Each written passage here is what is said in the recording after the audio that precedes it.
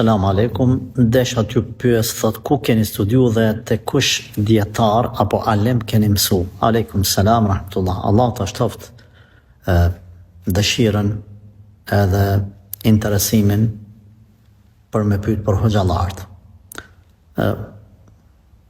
Kjo formë e qasjes karshi hoxhallarëve parimisht, po të jap një këshill, është e gabuar, nga se nuk du të me këqyrë ku ka studiu filani dhe fisteku, por du të me këqyrë çka po thot, çka po flet filani dhe fisteku. Sa i ka të argumentuara dhe të sakta, ato përgjigjet të cilat i jep. Nga se këta po e thamë që mas me dalë dikush e me thonë, unë kam studiu këtu e këtu e këtu, kam net, kam su prej këti e këti dietari. Pastaj në fund me i dhonë fetfat ose përgjigjet kokën e vete të pa argumentuara, edhe njerëzit më u mashtru me atën se filani adin ku ka mësu, adin prej ku i ka mësu.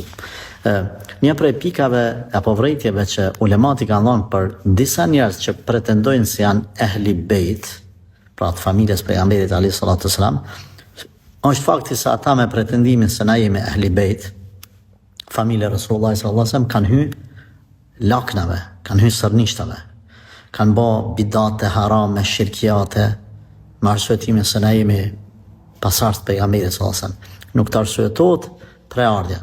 Edhe mua s'kërkuj nuk i arsuetot ku kam mësu, po çka jam të prediku, çka është baza, kështu kuptojeni ma sakt këtë çështje. Prandaj edhe në kohë pejgamberit alayhi salatu wasalam ka pas munafik që kanë nejt, kanë mësua, kanë shoqëru Resulullahin sallallahu alaihi wasallam, por prapë kanë vdek munafik. Që që, pra, qasje parimisht nuk do të kisha thonë se është e sakt kjo formë që ke pyet ti.